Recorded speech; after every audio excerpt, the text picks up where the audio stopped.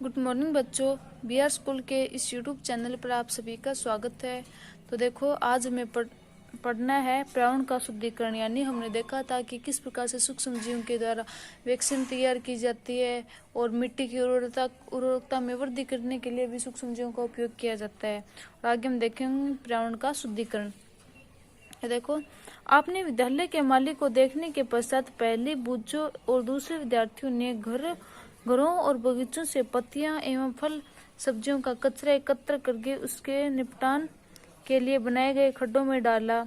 कुछ समय बाद उसका विघटन होने के बाद यह खाद में परिवर्तित हो गया। और पहली ओर बुझे जानना चाहते हैं कि किस प्रकार से हो सकता है। यानी उन विद्यार्थियों ने जो कचरा था वो एक गड्ढे में डाल दिया और वो गड्ढे में जो कचरा था वो कुछ समय बाद है वो खाद में परिवर्तित हो गया। तो ये कैसे हुआ वो हमें देखना है। आगे देखो आप क्रियाकलाप 2.5। 2 गमले लेकर प्रत्येक को मिट्टी से आधा भर दीजिए। इन्हें ए व बी चिन्हित कीजिए। गमले ए में पौधे का कचरा भर दीजिए तथा दूसरे गमले बी में पॉलीथीन की थैली, कांच की खाली बोतलें तथा प्लास्टिक के टूटे खिलौने इत्यादि भर दीजिए। उन्हें ए को रख दीजिए और 3-4 सप्ताह के बाद इनका परीक्षण कीजिए। यानी आपको एक गमला ए लेना है, ए नाम चिन्हित करना है और दूसरे बी चिन्हित करना है। और कचरे वो गमले ए के अंदर आपको जो पौधे के जो पत्तियों का जो कचरा है वो उसके अंदर डाल देना, जबकि गमले बी के अंदर है वो आपको प्लास्टिक की थैली है, कांच की खाली बोतलें हैं, वो प्लास्टिक के टूटे खिलौने हैं, उसको आपको डाल देना है। अब आगे देखो, क्या आपको दोनों गमलों की वस्तुओं में कोई अंतर दिखाई देता है?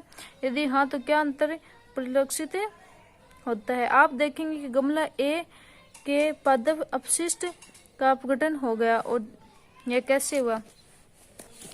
सूक्ष्म जीवों द्वारा पादप अपशिष्ट का अपघटन कर इसे खाद में बदल दिया गया।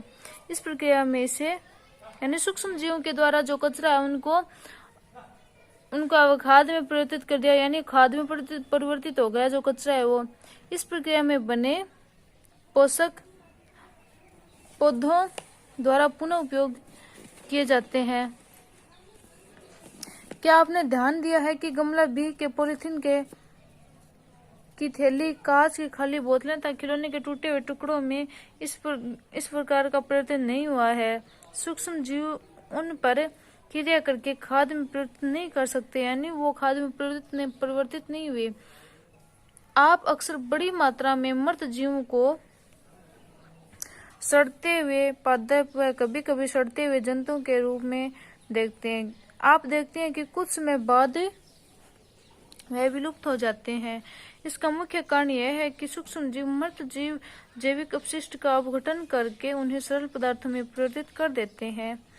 यह पदार्थ अन्य पौधों और जंतुओं के द्वारा पुनः उपयोग कर लिए जाते हैं। यानी जो आपके सड़े गले जो मृत जीव है, इन जीवों को सूक्ष्म जीव अपघटित कर देते हैं,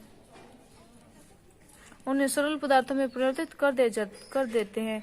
इस प्रकार से वो हानिकारक व दुर्गंध युक्त पदार्थों का निम्नीकरण करने के लिए हम सूक्ष्म जीवों का उपयोग करके पर्यावरण का शुद्धिकरण कर सकते हैं। यानी इस प्रकार से हम पर्यावरण को शुद्ध कर सकते हैं। अब आगे देखो, हानिकारक सूक्ष्म जीव। देखो, सूक्ष्म जीव अनेक प्रकार से हानिकारक हैं। कुछ सूक्ष्म जीव मनुष्य, जंतु एवं पौधों में रोग उत्पन्न करते हैं। रोग उत्पन्न करने वाले ऐसे सूक्ष्म जीवों को रोगाणु अथवा रोगजनक कहते हैं। यानी कुछ सूक्ष्म जीव रोग उत्पन्न करते हैं जिन्हें रोगाणु या फिर रोगजनक कहते हैं। कुछ सूक्ष्म जीव भोजन, कपड़े एवं चमड़े की वस्तुओं को संदूषित कर देते हैं। आइए उसके हानिकारक गतिविधियों के विषय में और अधिक जानकारी प्राप्त करें। तो देखो, मनुष्य में रोगकारक सूक्ष्म जीव।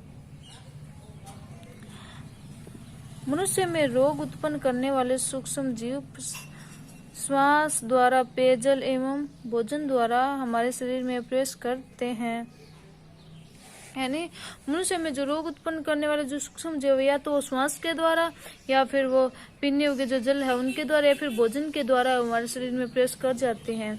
संक्रमित व्यक्ति एवं जंतु के सीधे संपर्क में आ जाने से आ जाने पर भी रोग का संचरण हो सकता है। यानी या तो कोई संक्रमित व्यक्ति के या फिर जंतु के सीधे संपर्क में आते हैं तो उनके द्वारा भी सूक्ष्म जीव है वो हमारे शरीर में प्रवेश कर जाते हैं। सूक्ष्म जीव द्वारा होने वाले ऐसे रोग जो एक संक्रमित व्यक्ति से स्वस्थ व्यक्ति में वायु, जल, भोजन एवं कायिक संपर्क के द्वारा फैलते हैं संचरणीय रोग कहलाते हैं।